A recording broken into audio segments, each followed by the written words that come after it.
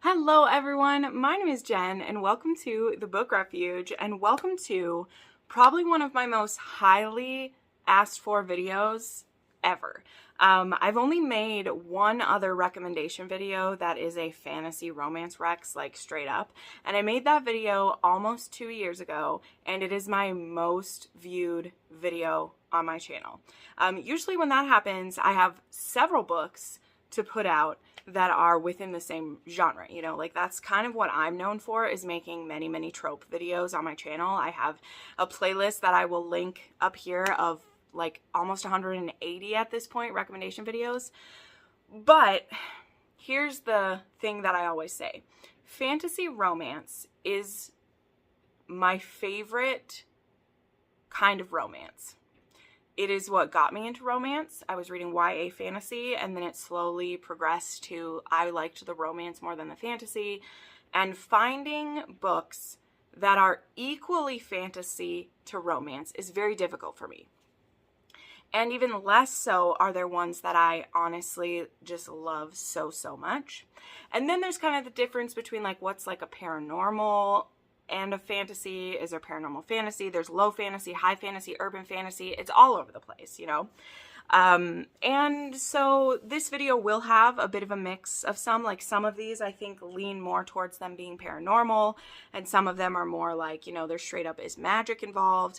But I have this list of books that in the past year and a half that I've read that I feel like have a significant amount of magic and fantasy and some paranormal elements in relation to the story going on. So all of these will have an HEA, all of these will have sexy times in them, all of them will be romantic, and all of these are adult, okay? I mean, I think I said that with the sexy times, but I'm very excited to share these with you, and I hope that you will enjoy this long-awaited sequel to my first video. Part of the reason that it also took so long is that I feel like my recommendations are very similar to anyone else's that's put out, because like I said, there's a small amount of like very quality fantasy romance recs, and everyone likes so many different things, it's hard to do it. I also read a lot of these during Fantasy Romance February, so you can go back on my channel to find my vlog for that and my content I've made, because that is a yearly like readathon that is put together by authors and content creators to share the love of fantasy romance. So let's go ahead and dive in. Some of these I'm going to go through faster than others because I talk about the books all the time.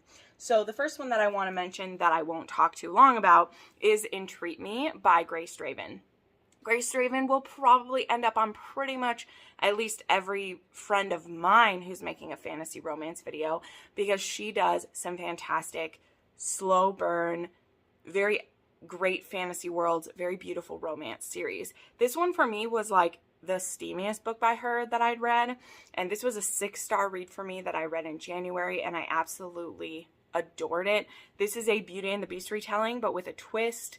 Our heroine, her name is Levain, and she actually is a widow, and her younger sister is being courted by this mysterious man named Gavin, and when he invites her to come stay at his magic castle in the woods, Levain follows and is like, no, I'm not going to let my sister just be swept away by this. And she meets Gavin's father, Ballard, who is beastly looking, and we find out that there's a curse on this castle that we're hoping the love of Gavin and her younger sister will be able to break. And Levain, she's very intrigued by Ballard, and they begin a relationship together, knowing that it has an expiration date because Levain will be going back to her home at the end of the wintertime. So I absolutely love this one. If you love a Beauty and the Beast retelling, you're gonna find a good time with this. The audiobook for this I absolutely loved. And this was so much sexier than I had been used to with Draven. And she's just, I loved it so much. Then a book, this is the first in a duet that will be coming. This is my actual, like my ARC copy of this. I was sent by the author, and it is River of Shadows by Karina Halle. This is kind of a Hades and Persephone, Death and the Maiden retelling. Funnily enough, Karina Halle she didn't even know about the Death and the Maiden trope, but it fits that more than it fits a Hades and Persephone. And so with this, we have our heroine, Hannah, who's 24 years old, and when her father dies, she makes a trip to northern Finland for his funeral, and she's in this enchanted land of ice and snow, and she discovers that her father's body is missing, and so she goes with Rasmus, who supposedly worked with her father, and they go to the realm of the dead to try and speak with the god of death and get him to, like, give her father back. So that's kind of a brief synopsis of this one. She ends up trading herself for her father, and it goes from there. I don't know how this story ends yet, but I wanted to share it because I really enjoyed this. I really enjoyed this world. This was very sexy. It made me very happy. There is a magical, like, death unicorn horse named Savri who is brilliant. Just brilliant. Then this is another one I won't talk about too long because I've talked about this series almost nonstop since I read it. This is the Monstrous series by Lily Mayne. This is kind of a post-apocalyptic world where monsters have come through a rift. It's a little bit of sci-fi too, but it's magical. There's fated mates to a certain degree in this one. And Soul Eater is the first book, and it is about this, like, very powerful being and a young soldier named Danny who end up interacting when the military is trying to capture the Soul Eater. And the Soul Eater, Wynn, takes an interest in Danny, and they end up as, like, traveling companions. That's all I'll say. Oh, these are gay romance, by the way. And then there's Eden, who's this big purple, scary monster. He's actually just, like, a big, cuddly man with, like, a kilt, and he's purple. And our hero is this grumpy soldier named Hunter, who is trying to get his friend Charlie back. And so Eden and Hunter end up trying to hunt down his friend together, and it's so good. There's 5 books so far in this series plus a novella, and there's going to be more, and I can't wait because this author writes such sweet romance between the heroes in here. It just gives me all the life. Okay, then I have another 6-star read for me, and this one's a bit unconventional, but it is going to be in my top books of the year. Absolutely. And that is Manacled by SenLinYu. I will actually have my physical copy of this soon, which my friend hand bound for me. You should look up hand bindings of Manacled, but don't do it if you don't want your heart to be broken, because it's very difficult to get it if you won't do it, if you don't make it yourself. But if you don't know, I've been diving into fan fiction since the beginning of the year, and one of the stories that I got absolutely sucked into was Manacled. This is a very epic, long, Hermione fanfiction, so Draco and Hermione fanfiction, but it is magic and love and twisted circumstances. There are lots of triggers in this, but this was one of the most fantastic stories that I've ever read, full stop. Using characters we've seen before, but like you've never seen them before, you know, and as I've said many times this year so far, the thing I love about fan fiction so much is that it takes characters you know, and it takes a world that's already created. So the authors of these fanfics, they're not having to start from scratch. That does not mean that this is not imaginative. There are the bare skeletal bones of J.K. Rowling's world used as the framework for this story. Nothing else is as you'd expect it to be. This is a cross between The Handmaid's Tale and Harry Potter.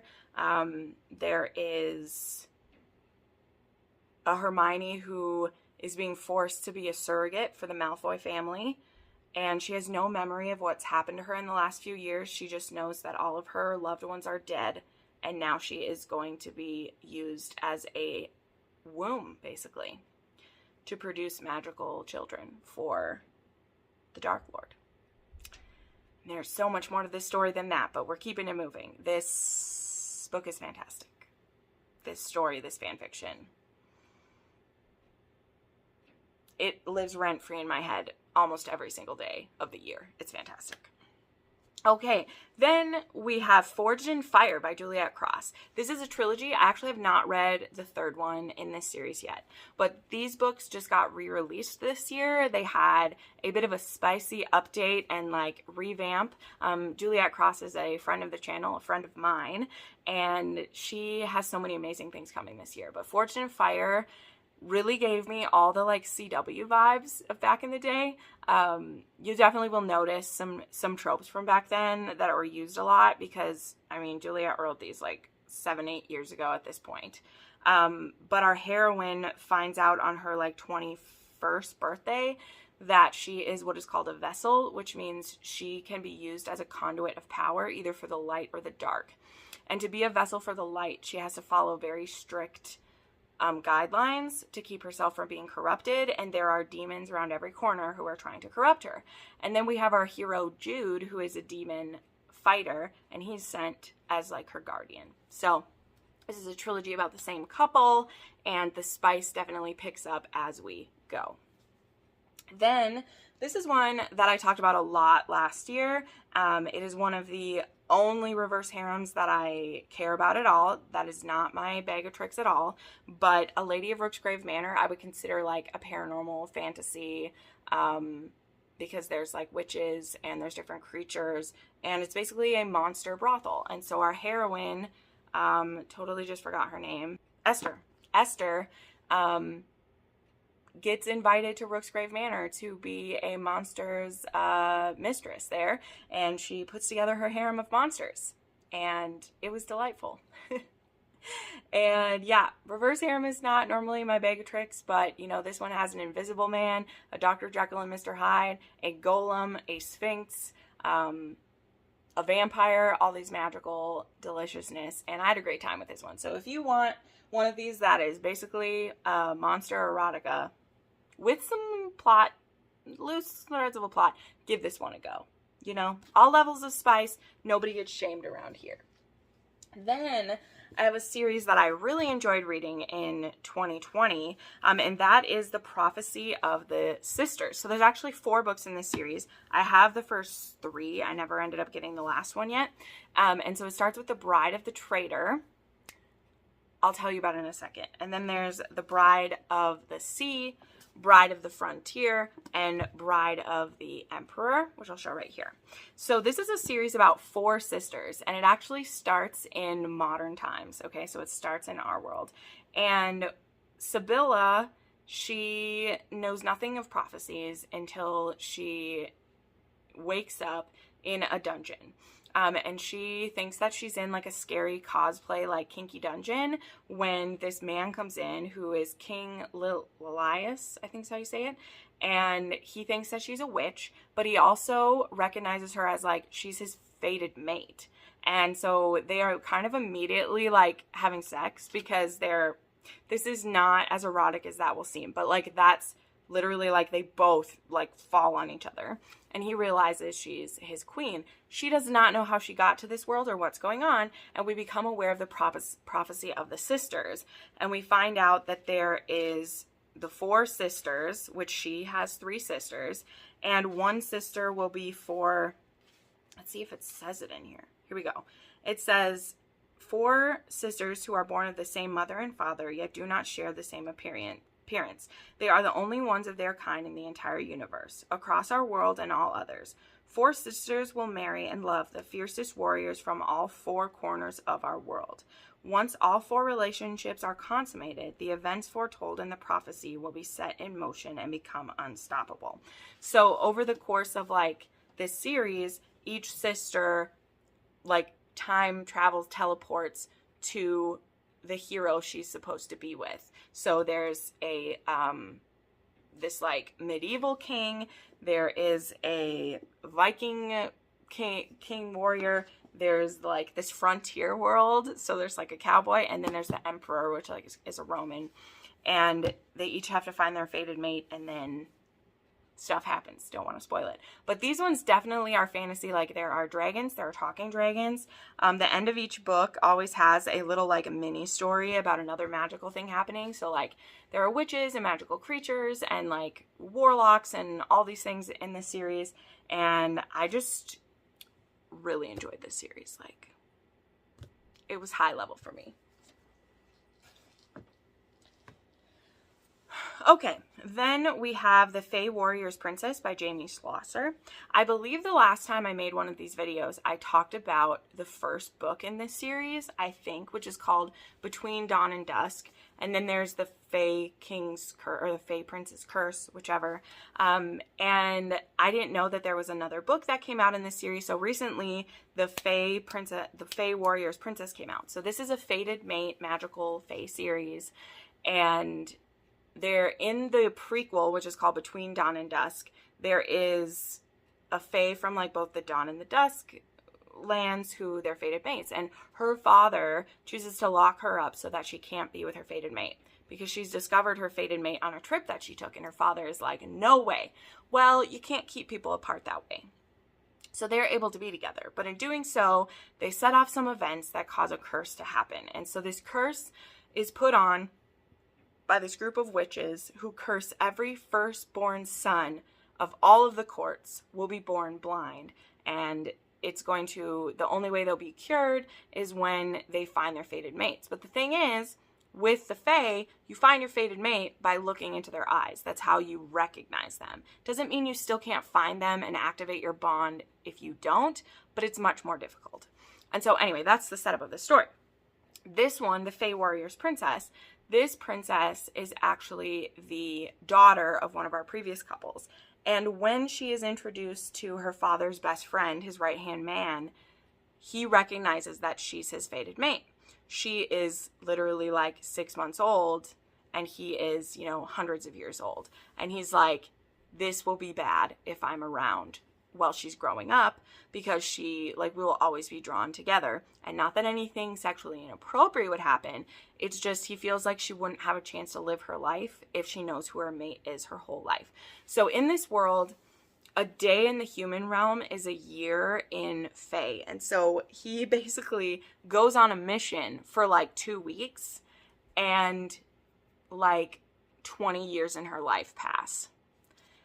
And she's just felt so rejected and alone that whole time because he couldn't explain to an infant why he was going away. And for him, it's only been a couple weeks, but for her, it's been years of being lonely. And when she reaches a certain age, she decides to go after him. So this Fae world is very interesting. The timeline will just mess with your head because it really is one of those where like time travel makes things difficult or like that stuff. But I just really enjoy these. I love the mating connection in these, and I just really think Jamie Schlosser does a great job. So loved it. Then, and this is one that, I don't know, I feel like everyone has mentioned this series at some time, but I never have, and I'm actually almost done with the series as a whole, and now I feel prepared to talk about it. So that's going to be the Bargainer series by Laura Thalassa. This is probably my favorite series by Laura Thalassa. I have tried like 7, 8 of her different books, and they've never quite worked for me. But Rhapsodic is like a Hades and Persephone retelling, kind of. Our heroine is Calypso, and she is part siren, and she meets Desmond, the king of the night court, when she is very young, and he knows that she's his mate, and he can make deals with her. And so he will come to visit her, spend time with her as she's growing up, and she makes all these different deals with him. So she has this bracelet. Do we have a picture of it? I don't think we do. With all these beads that just wrap around and around her, and they're all deals that she owes him. So something happens where she doesn't see him for quite a few years. For 7 years she hasn't seen him, but she still has the bracelet. And so then he returns, and he needs her help with something, and he starts calling in his bargains, and so she's basically forced to work with him. And she doesn't know that they're fated mates. So this series, I feel like, got talked about a ton because there's a lot of it that can remind you of A Court of Mist and Fury in like this first book. This book has 2 other books. It has A Strange Hymn and it has A Dark Harmony, which is what I'm reading right now. And it does not mirror A Court of Mist and Fury the whole way through or anything. Not at all. It definitely does in the beginning, but so do a lot of stories when there's like that Hades and Persephone type thing, or a deal with the demon type thing. So I do highly recommend it. It's one of those things where, like, it feels like I've always heard people talk about the series, but, you know, there's new people watching your videos all the time who might not know about it. Then the last books I want to mention are actually a series of novellas. It's a trilogy of novellas that I really enjoyed, and I want to read more of this author. So they're The Fae Universe by Alessa Thorne, and I believe there's like The Kiss of the Blood Prince, there's a Winter Prince, I don't know, I'll show the pictures of these.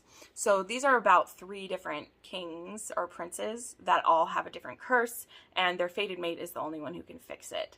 This is a very interesting series too, because it takes place in our world, and it's being like infiltrated by the Fae, and I believe the first one is kind of I can't remember if he takes her captive or how, it's been a while since I read these ones, but they were really quick. They were very, like, spicy still, and I just felt very satisfied with them. Like, novellas are not always my bag of tricks, but I really enjoyed these ones, and they were really quick. So I want to read some more of Alessa Thorne's, because I know that they have some other fantasy romance as well. So, all right, I'm going to wrap this up here. Proud of myself for not talking for too long. These are, as I said, some of my favorite fantasy romance that I've read in the last couple of years. Feel free to leave your recommendations down below. So happy I was finally able to update this video. So thank you so much for watching, and I'll see you next time. Bye.